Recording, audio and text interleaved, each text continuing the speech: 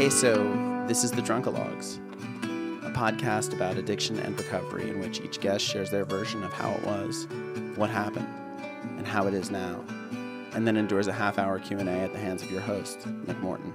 I come from a huge Irish Catholic family who were pretty fancy back in their day. My great-great-grandfather, Thomas Murray, was partnered with Thomas Edison and had a big spread out on the beach in Southampton, where the cousins all gathered every summer at what became known as the Murray McDonald compound. But you know, Thomas's 7 kids had 7 kids. All those 49 kids had 7 kids. And you do the math, that's a lot of mouths to feed. There are no Murrays left in the Murray McDonald compound, I don't think. Now it's Howard Stern and Leonard Stern and various billionaires living on the beach in Southampton. But we Murray McDonalds are everywhere. And when I started doing stand-up, everyone asked me if I had run into my cousin, Frank Conniff. Not only had I not run into him, I had never met him, but I started following him on Twitter and discovered he was, in fact, sober. I had his email address from a family group email and invited him to come sit down with me on the Drunkalogs. He's been a stand-up and writer and producer for shows like Sabrina the Teenage Witch, but he's probably best known for his role as TV's Frank on the Peabody Award-winning cult hit Mystery Science Theater 3000. Won't you please welcome Frank Conniff.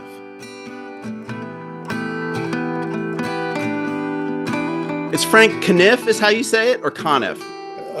Supposedly Conniff is the right way to say it, and it's the way I grew up.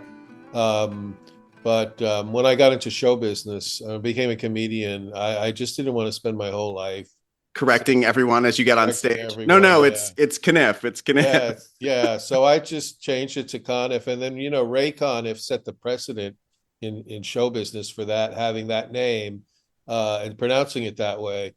So who is that? Ray Conniff was like a musician, right? He made a lot of the Ray Conniff singers. Was he related? No, not at all. Not right. at all. Although right. I think his daughter Tamara Conniff, I think, worked on the Hollywood Reporter, but right, huh? But so I changed it to Conniff. The rest of my siblings are still Conniff. Conniff, yeah. I think they kind of are annoyed a bit that I changed the pronunciation. What can you do? Well, when I came to Hollywood, I told everyone I was actually going to change my name from Nick Morton to Murray Morton because that sounded like a more Hollywood name. Yeah, that's a very Hollywood name. And my middle name is Murray. I'm Nick Murray Morton. But anyway, so you were born where? I was actually born in Southampton Hospital. Oh, no way. Wow. Yeah, 1956. My parents, I think, were summering there. Right. And, we lived in Manhattan at the time. So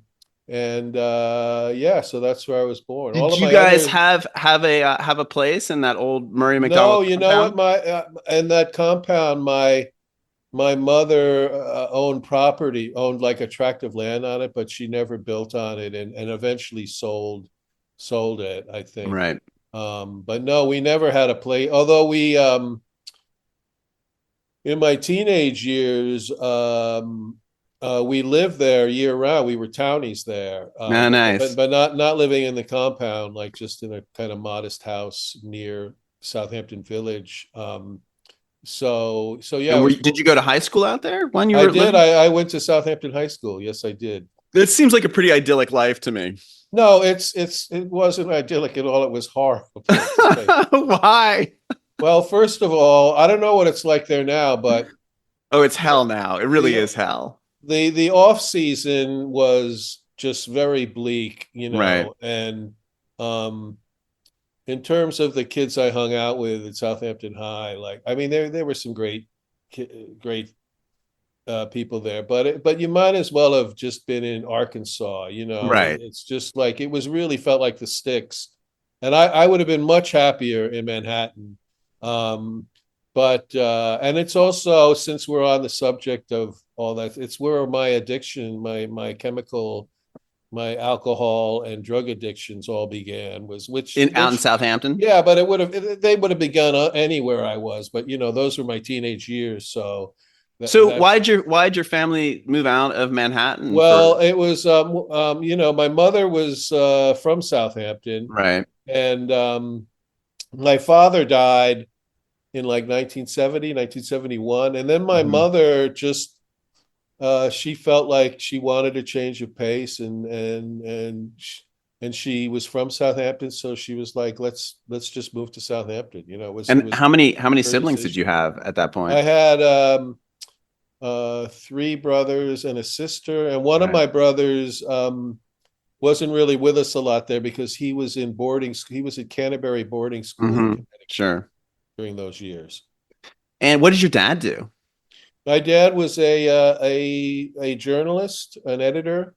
He worked for Hearst newspapers for most of his life. Interesting. Um, Covered all kinds of stuff. Won a Pulitzer Prize in 1956 for international reporting, What was the and story? Do you know? he interviewed Khrushchev.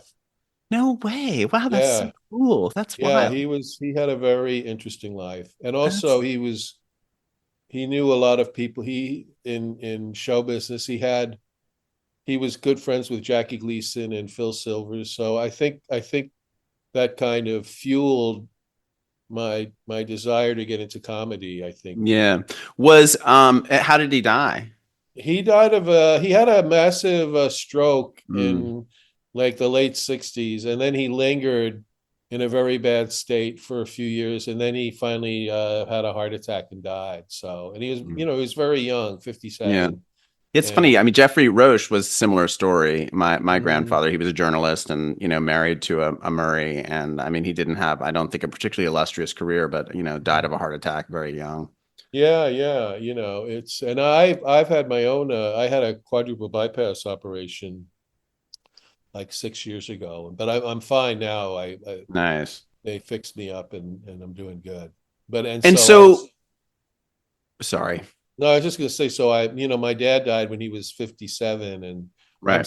I'm 68 now, so I So think you've made it further. I made it further somehow. Yeah, I think sobriety plays a part in that. I Yeah, think for sure. part of my dad's thing is he was a pretty heavy drinker, um and he was a workaholic too, so I think Right. he just drove, literally the cliche of drove himself to an early grave. And um and so how old were you when you guys moved out to the sticks? Like 14, Right. just And in time for high school.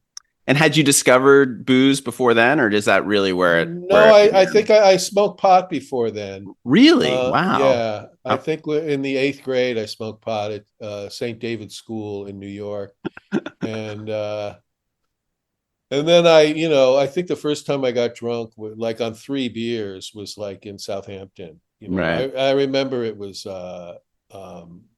I remember for some reason I remember there was literally just 3 beers, and I was so drunk and I had so much fun, and Right. so that was like the first time.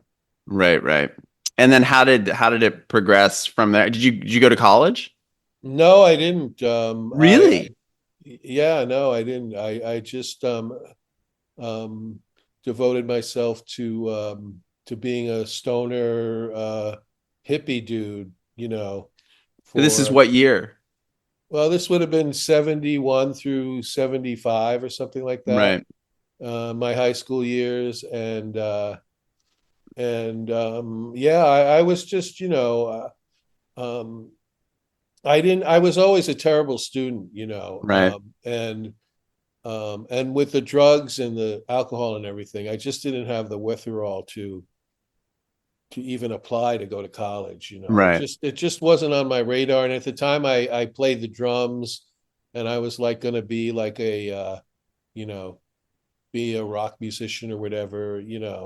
So that was kind of, my ambitions in life were always on the like outskirts of the traditional way of like going to college, getting a degree, getting a good job. Like they were always on the outskirts of that. And luckily for me, since I did have a talent for comedy, I was eventually able to become a comedian and really have that trajectory in my life where I could have some success without a college degree. But it So took a where while. But it took a while to make that happen because of the drugs and the alcohol.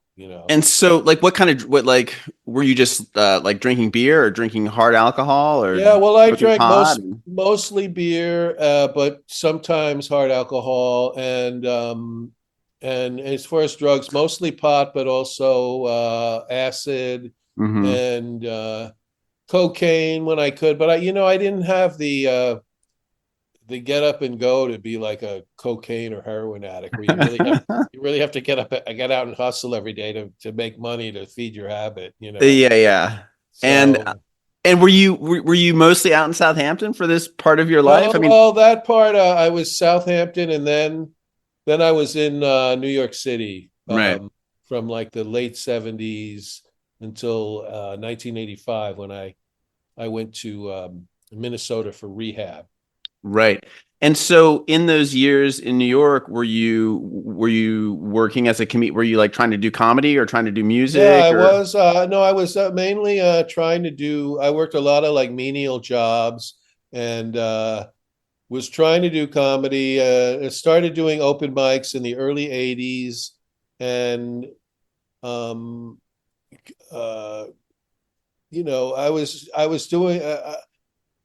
I was making friends, and there were people who thought I was funny. There Mhm. was the encouragement was there to keep going, but once again, it was the the drugs and the alcohol just got in the way of all that. Where I didn't have it. I couldn't get it together and in a way, like now, I kind of look at that as a blessing in terms of like I don't know what it's like to be an addict who's like really successful in their Right. life and career. And I know that happens to a lot of people where they Sure. become successful and some people have the ability to, for a while at least, to actively um, be an addict and then also be successful in their career, whatever it is, for a while at least, until it all inevitably falls apart at some point.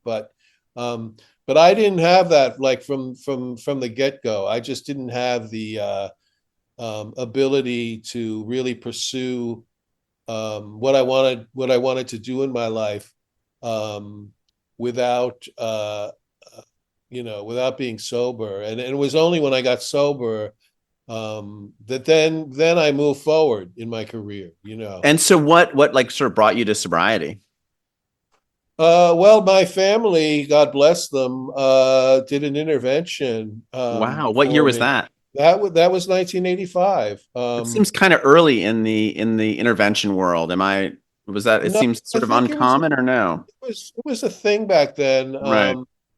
But uh, it didn't, it reached its. I would say it reached its climax with the intervention episode of The Sopranos was probably the all Right. time highlight of intervention in popular culture. But my family they did an intervention and they handed me a plane ticket to Minnesota and I was and the thing about that is too is that I was so like kind of rock bottom in my life where I was way behind on my rent and I didn't have a job and I was really literally like one step from just being on the streets. And so I agreed to their plan for me to go to Minnesota for rehab. And if and the thing is if I had had any kind of out, if I had anything going on where I could have said, look, I really appreciate what you're trying to do, but I think I'll be okay. I'll just keep on. And, I could have, I was very willing to bullshit like that and just continue on in my addiction in my life, even though I knew how the addiction was just ruining everything. I still didn't want to stop really.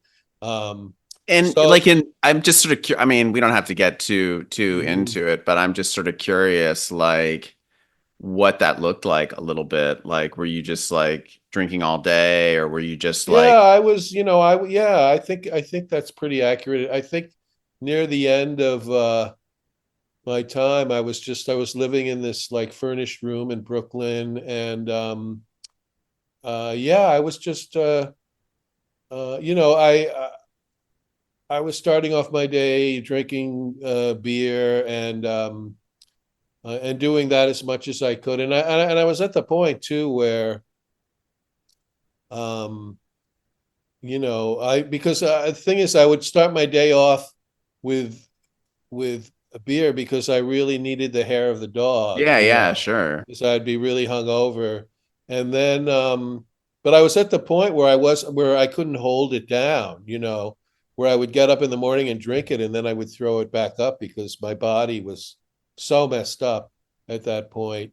So I was really, yeah, just at this point where I was drinking all day. I was sitting home, I was watching, you know, TV game shows, just just doing nothing. And that's when my family intervened and sent me to Minnesota. And my point about that too is that I only went because I had to go. So in other words, like there wasn't like a point of like a spirit within me of like I really want to get over this addiction. It's just I kind of went because I knew that it was my only option. And then once I went and got in a week or 2 weeks of not drinking and being in rehab and stuff, I kind of just got it right away. And Right. Where'd you go? Did you go to I Hazleton? went, no, I went to a place it's actually in St. Paul. Uh-huh. I don't know if it's still around, called Twin Town. Right. And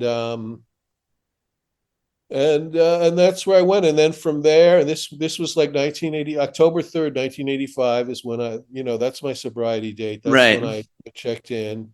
And so I went there for a month, and I got to a point where I loved it there, and I didn't want to leave. I'd still be there, if they had, Right. it was so comfortable and warm, and and a great sense of community. But then after that, I went for 3 months. I went to a halfway house in Minneapolis called Progress Valley, Uh-huh. and I went there, and then I got out of there, and then I was going to a lot of meetings, very involved in the program. I was working like like one of the conditions of Progress Valley was you had to get a job. So Right. I did like factory work, and I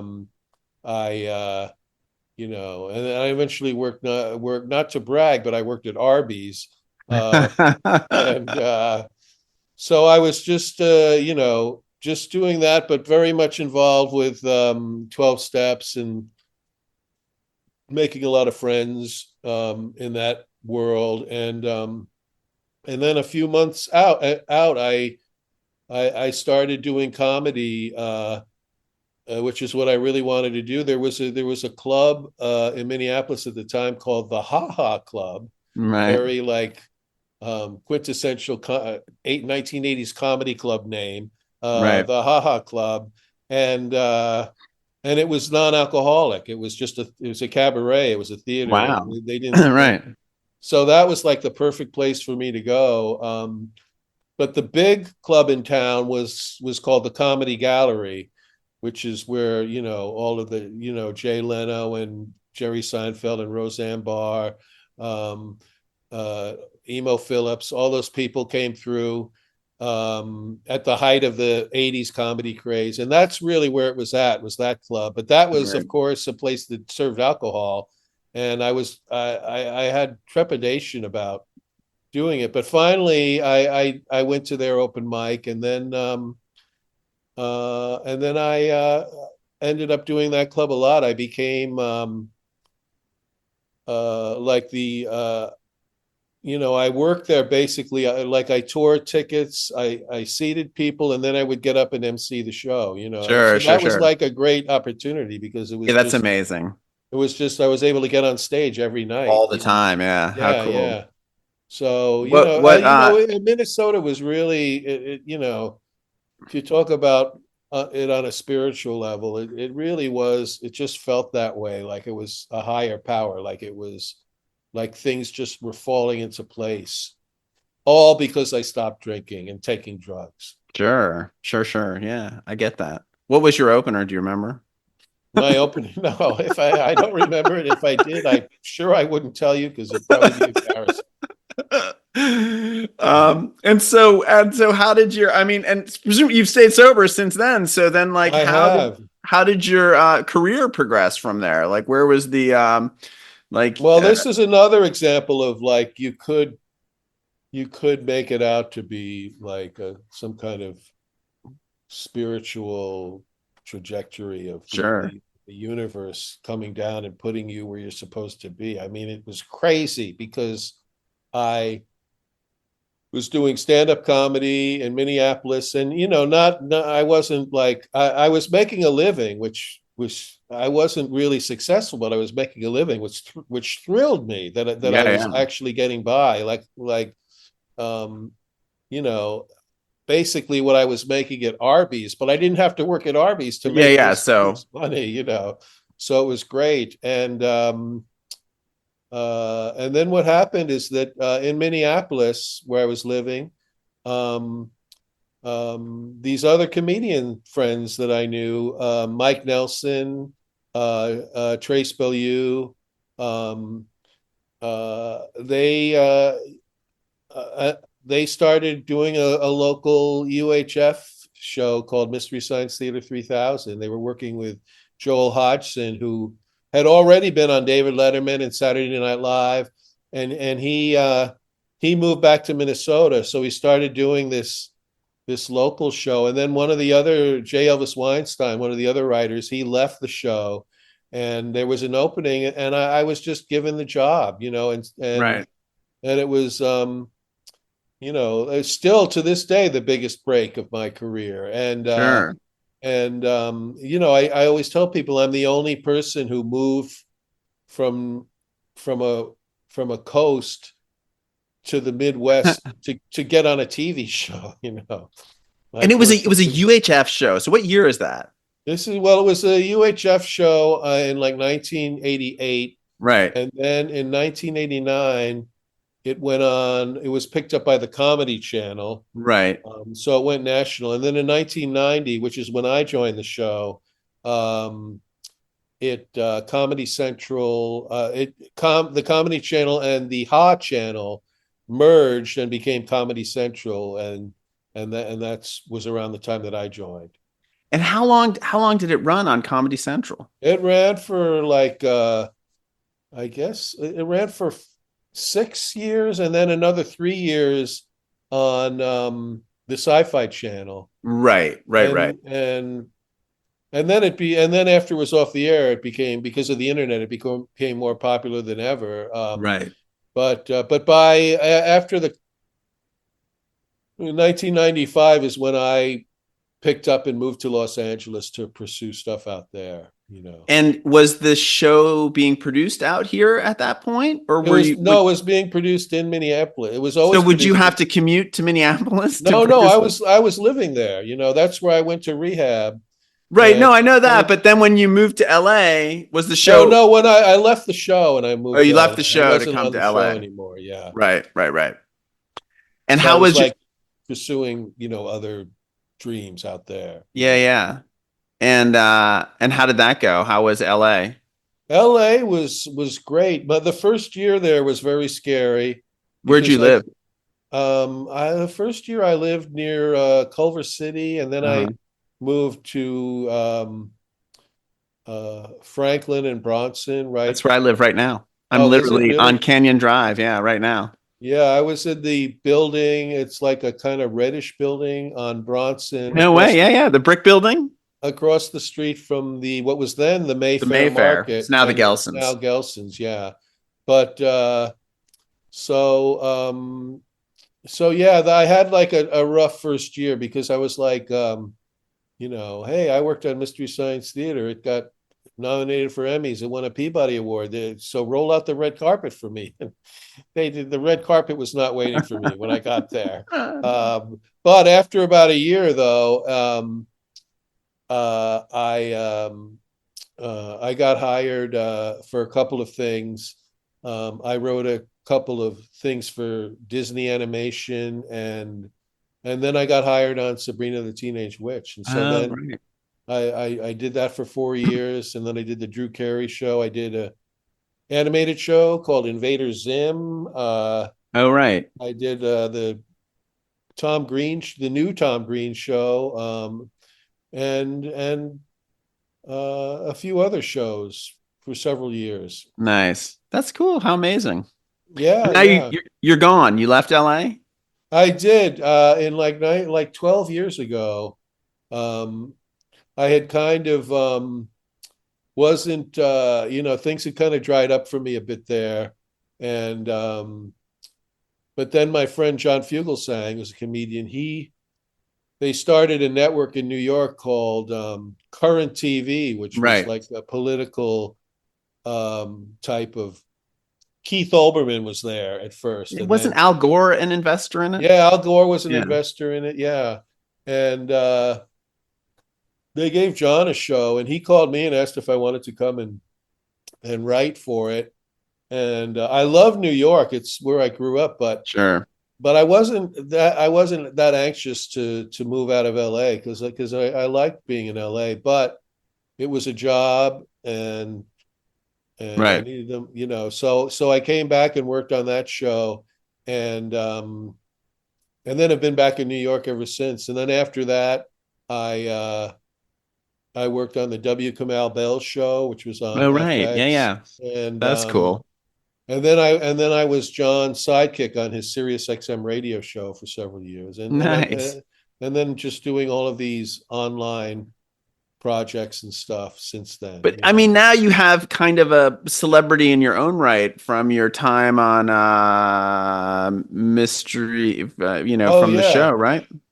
yeah. That's like still like my main source of income to this day because Trace Bellew, who was on the show with me, he and I do a monthly or semi-monthly movie riffing show called The Mads Are Back, Right. and we do it online, and we've done very well with it, and That's so amazing. yeah, that's been great. I mean, it's kind of the wonder of the internet for like, as much as it's disrupting traditional Hollywood, it Mhm. is just like giving people an opportunity to sort of find their own channel Oh and create yeah, their, yeah. People connect with their are own audience and, the kind of people. own their own careers. If you Yeah. can make it happen, it's pretty amazing. Yeah, and at this point, like it's not acknowledged by traditional media, but that is mainstream media now, or I mean, pod. I was talking to like one of my Yeah. friends who's, a big agent at one of the Uh, major agencies, and he was like, yeah, I was just meeting with Netflix. Like, they're not worried about Disney. They're worried about YouTube. Like, YouTube is yeah, what yeah, scares them, you know? exactly. Yeah, So so now I'm kind of a part of that world, and so that's worked out pretty good. that's really cool. And Yeah. and how, do you still like go to meetings? Do you still like practice sobriety in I some practice. fundamental way? Yeah, I mean, it really is a part of my definitely a part of my life. I have to say I haven't really gone to meetings as much lately. Sure. But I kind of like, I mean, there was a meeting I went to in New York like years ago, and like everyone there was like so new to sobriety, and they were so excited, and they were so, what do they call it, a pink cloud? Yeah, yeah. They were, and I was afraid if I spoke, like I was gonna ruin everything for Yeah, them. yeah, totally. Because I was Totally. gonna be like, oh yeah, it's great now. Wait till your sobriety gets into the teens. Wait till you try to live a long life. Because I was at the time I was coming out of a bad depression. Because as you Right. know, I'm sure, like in sobriety, you just go through everything you go through in life. Uh, it doesn't make you necessarily happy all the time, but it just gives you maybe a little bit of clarity that you can deal with the tribulations of life when they come at you. Oh, for sure. Yeah, I agree with that. And I definitely sympathize with that feeling when you're in a meeting with a bunch of newcomers, and you're like, "Oh, here's my message. It gets worse." Yeah, it gets worse. Like, Just so I did my part by just smiling and supporting them and not saying anything. I've been through a pretty dark period this past year because like whatever, I had this show that wasn't renewed and my job ended and whatever. There's just like a lot of anxiety in the world, and I keep thinking I want to kill myself. and um and then there's been this like spate of suicides at my son's school. So that, you know, Oh, wow. the latest one really kind of shook me up and really kind of shamed me that I would ever contemplate killing myself with such a blessed life. But you know, that was fairly abstract. But then I got a norovirus, and I woke up in the middle of the night, and I was vomiting like I haven't vomited since I was drinking in high school. A norovirus? What is that? It's just like like a bad intestinal bug. Man, It's like the that thing sounds that horrible. like rips through cruise ships from time to time. It's Right, you know, right. highly transmissible and pretty violent, but it's short lived. But as I was, you know, hunched over the toilet at 3 a.m, puking my guts out, thinking I might actually die, I realized with total clarity that I don't want to die. And it's been, Yeah. it just goes to show you never know where inspiration's going to strike you. Exactly.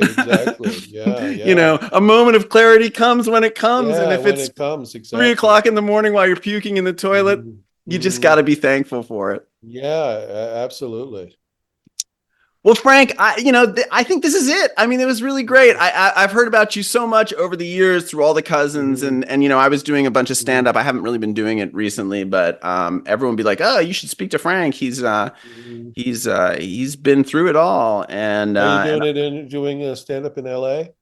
yeah, you know, it's actually once I got sober, I was working for this independent production company, and I went up to make a movie in Seattle, this movie called Fat Kid Rules the World that starred Matthew Lillard. Matthew Lillard directed it, and it starred Jacob Wasaki. It was really fun, and I sort of came back from that, and I was like, oh, I want to do something more comedy oriented, more creative. And I was trying to do improv, really, is what I thought would appeal to me. And I couldn't find a class that kind of fit my schedule. And like I thought I was kind of a big deal too. And I didn't feel like I could be like leaving my office and being like, I got to go to my improv class. Right. And I ended up taking this stand-up class because it kind of fit and it was nearby and whatever, the schedule was good. And it was just life altering in the most profoundly satisfying way. And it was everything, you know, that like, you know, the lessons of sobriety should be, where like, it was just I had nothing at stake in it. Wasn't trying to get anything out of it. I was just in it for the experience. Yeah, I ended up getting everything. I mean, I had such a wild ride in it for the couple of years I was doing it. You know, and I met so many people, and it was just really life expanding. And there was something just, you know, wildly satisfying about making a room full of strangers laugh. Sure. And you know, and getting recognized by people that like I admired, saying, "Hey, you're funny." Oh, cool, cool. And but then, you know, the pandemic hit, and I just, you know, the last thing I was going to do at that point was go into a club where everyone's like guffawing in your face. I know. And I haven't been back. I mean, I'm sort of feeling it now. Like I want to get back. I want to start telling jokes again, but I don't know. I've been saying that now for a year, so who knows if it'll actually happen. Right. But you know, it's funny. The other thing, I don't know if you know this. Do you know Sean McGuire? I don't know if I do or not. I just know him on Facebook, and he is a Murray McDonald of some kind, and he he was instrumental in getting T.E. Murray into the Inventors Hall of Fame, and Right. posted something about it. Oh, I And remember reading. I remember reading his emails about that. I think. I think he gave, My I guess sister he said gave something. the introductory speech at the Hall of Fame, and I was Right. like, oh my God, these are my bits. He's doing my bits, and it was just funny, like how Right. just like the DNA across, like, I don't know how many degrees we are removed from each other, but that it was sort of the same story. And I tried to get him to do the podcast, but you're the first cousin to say yes. So Oh. Well, there you've got like about 300 more to go through. So I know, right? I've got I, a year's worth of guests at least. a whole generation of mid-century Irish Catholic families. That's a lot of Yeah, and kids there to that's choose from. that's a lot of alcoholism, yeah, no Yes, doubt. exactly. Well, if you ever make it out here, or I still sometimes make it out to Southampton or New York, we should get together Yeah, and, let me know if you come to New hook York, up. and Yeah, I'll let you know if I was just in LA, but I'll let you know if I get to come again. I'll yeah. let You you can know for sure. come stay in our guest bungalow Oh, out nice. here, What part of right town in are you in? Bronson Canyon, your old neighborhood. Oh, that's right. Yeah, you said that already. Oh, yeah. I was actually staying near there when I was just in LA. So, That's cool.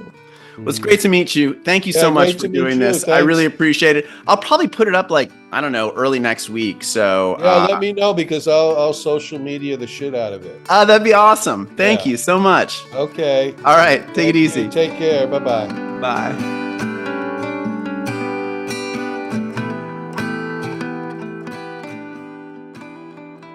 Thanks for listening. You can support this podcast at patreon.com/thedrunkalogs.